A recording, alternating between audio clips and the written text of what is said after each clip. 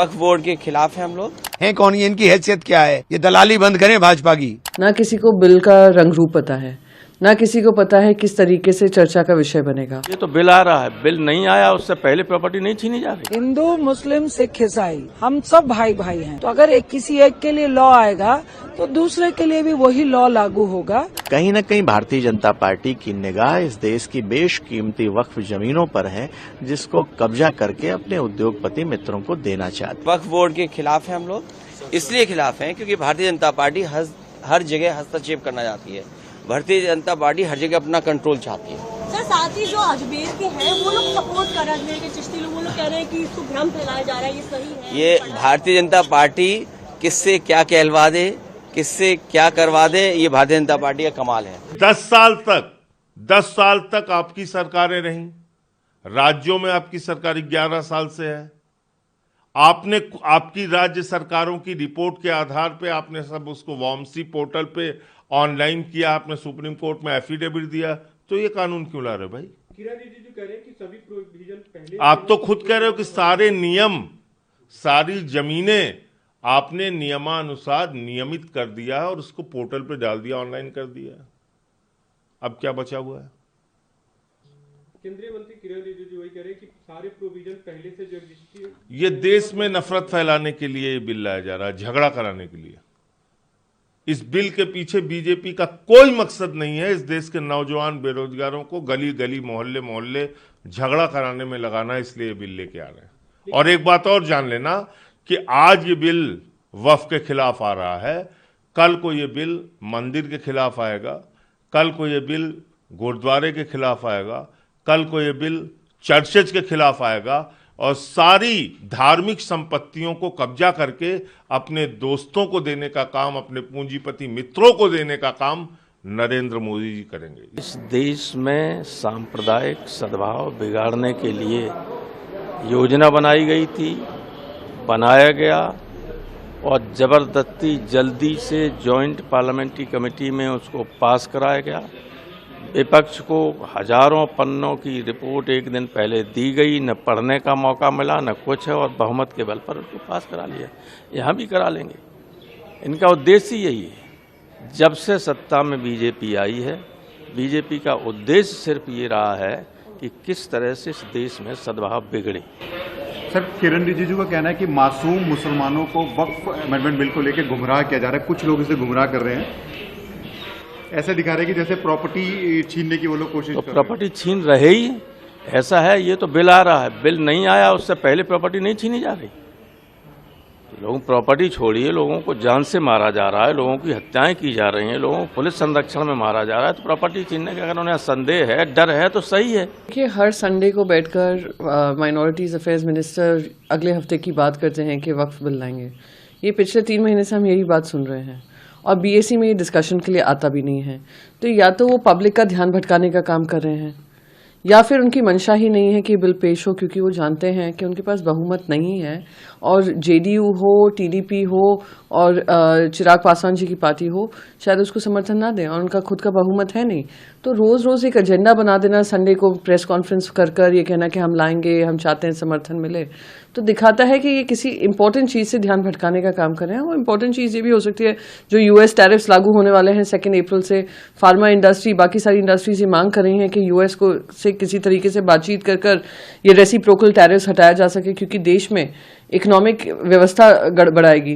तो बहुत सारी मुद्दे हैं, देश के मुद्दे हैं, जिससे ध्यान भटकाने के लिए वो हर हफ्ते ये एजेंडा लेकर आते हैं, पर एजेंडा अनुसार काम नहीं होता है। चर्चा में भाग ले और एक पॉजिटिव, अगेन मैं रिपीट करूंगी, हर रविवार को आकर वो यही बोलते हैं कि हम बिल पेश करेंगे, हम लाएंगे, विपक्ष को इसमें समर्थन देना चाहिए, विपक्ष को इस पर राजनीति नहीं करनी चाहिए। ना किसी को बिल का रंग रूप पता है, ना किसी को पता है किस तरीके से चर्चा का विषय बनेगा, किसी को ये भी नहीं पता प्रेजेंट होगा कि नहीं। बिजनेस एडवाइजरी कमेटी में, चाहे वो लोकसभा हो या राज्यसभा हो, वो चर्चा का विषय ही नहीं है। तो यहाँ पर आकर मीडिया से कुछ और बोलना और पार्लियामेंट्री काम करते वक्त कुछ और बातें करना, बहुत ही उसमें अंतर है। बिल का अपोज करना चाहिए। जेडीयू, टीडीपी और चिराग पासवान की पार्टी को भी अपोज करने के लिए उन्होंने अपील की है, कहा ये बिल्कुल भी हित में नहीं है देश के। देखिए, जो अब तक बातचीत हो रही है, जेडीयू टीडीपी ने अपना रिजर्वेशन जताया है इस बात को लेकर। चिराग पासवान जी के भी हाल ही में आए कमेंट से लग रहा है कि वो भी इस बिल को लेकर शायद इनके समर्थन में नहीं है। और भारतीय जनता पार्टी को ये ध्यान रहना है कि बीजेपी अब सिंगल लार्जेस्ट पार्टी मेजॉरिटी नहीं है। सिंगल लार्जेस्ट पार्टी है पर पूर्ण बहुमत उनके पास नहीं है, सिंपल मेजॉरिटी नहीं है, तो उनको समर्थन के बगैर ये पास नहीं हो सकता। पहले कंसेंसस बिल्डिंग होगी, फिर ही किसी तरीके की चर्चा का विषय बनेगा। मैं फिर से दोहराऊंगी, ये इनका सिर्फ ध्यान भटकाने का मुद्दा है, ये पार्लियामेंट में पेश होने का इनका एजेंडा ही नहीं है। मैं समझता हूँ अब भी केंद्र सरकार को और उनको मदद कर रहे जिन बैसाखियों पर टिकी है श्री चंद्रबाबू नायडू और श्री नीतीश कुमार जी को ये और चिराग पासवान जी को ये समझ में आएगा कि इसका क्या परिणाम। आप और ज्यादा अल्पसंख्यकों को पीछे की तरफ को धकेलेंगे, उनमें एकाकीपन आएगा और उससे कट्टरता और दूसरे सवाल बढ़ेंगे। तो ये आपने सब स्टेक होल्डर से बातचीत करनी चाहिए थी, अब उनसे बातचीत नहीं कर रहे हैं। ये और कुछ नहीं है, इनकी हठधर्मिता है और इस हठधर्मिता का नतीजा इस देश के सौहार्द को भुगतना पड़ेगा। और जब सौहार्द नहीं रहेगा तो विकास भी को प्रभावित होगा। जो भारत को महान बनाने का हमारा लक्ष्य है, वो लक्ष्य भी। देखिए, वक्फ पे हम लोगों का बहुत क्लियर स्टैंड है। जेपीसी जब बनी थी तो हमने अपने सारे ऑब्जेक्शन, संशोधन सब रख दिए थे, वहां उसे माना नहीं गया। अब पार्लियामेंट में आएगा तो हम वैसे ही विरोध करेंगे जैसा जेपीसी में किया। ये लोकतंत्र में संपूर्ण तानाशाही है। समाजवादी पार्टी और हमारे नेता माननीय अखिलेश यादव जी डे 1 से वक्फ बिल का लाने का ही सदन में विरोध हम लोग कर रहे थे। सदन में आया तो हम लोगों के विरोध की वजह से इसे ज्वाइंट पार्लियामेंट कमेटी को सौंपा गया।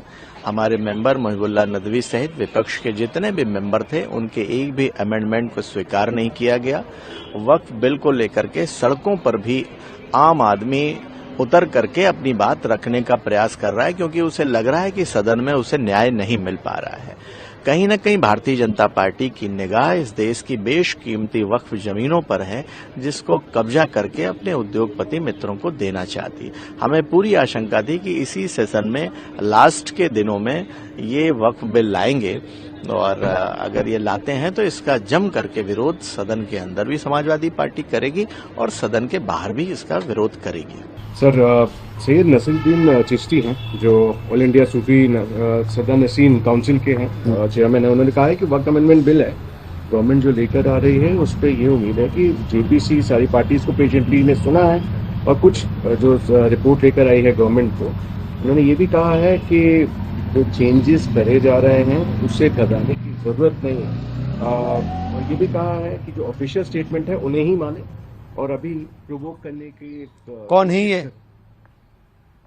कौन है ये? ऑल इंडिया कौन है ये? कौन है ये? जिनको कोई जानता नहीं, पहचानता नहीं, कोई भी आप किसी के लिए भी आप सवाल पूछ लेंगे, हैं कौन ये, इनकी हैसियत क्या है, ये किस हैसियत में बात कर रहे हैं? ये दलाली बंद करें भाजपा की। सर, सब बात देखिए, आने दीजिए और डिस्कशन का पार्ट बनने दीजिए, और उसमें बहुत सारी खामियां हैं। जब वो जेपीसी में भी गया तो जो संशोधन होने चाहिए थे वो नहीं हुए, उल्टा और अमेंडमेंट हुए। और ये जो देश जिस तरह से चलता है उसके अकॉर्डिंग नहीं है। जो वक्फ बिल है, जिस लैंड की बात कर रहे हैं, जब चर्चा में आएगा तो बातें होंगी। ये कम्युनिटी डिसाइड करती है, ना कि गवर्नमेंट। तो इसको आने दीजिए, डिस्कशन का पार्ट बनने दीजिए, और निश्चित तौर से ये देश के सेकुलरिज्म के लिए सही नहीं है।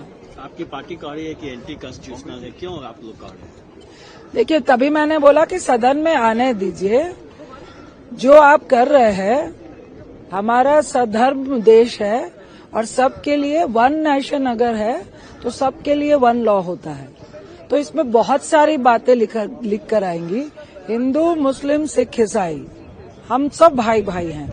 तो अगर किसी एक के लिए लॉ आएगा तो दूसरे के लिए भी वही लॉ लागू होगा। तो ये आपको 20 बार सोचना है, और जिसके लिए आप अधिकार के संविधान में अमेंडमेंट की बात कर रहे हैं, आप कम्युनिटी का जो डिसीजन है, हमने अपना लैंड दे दिया कि मुझे यहाँ पे मेडिटेशन करवाना है, उसमें सरकार का हस्तक्षेप कभी रहा नहीं।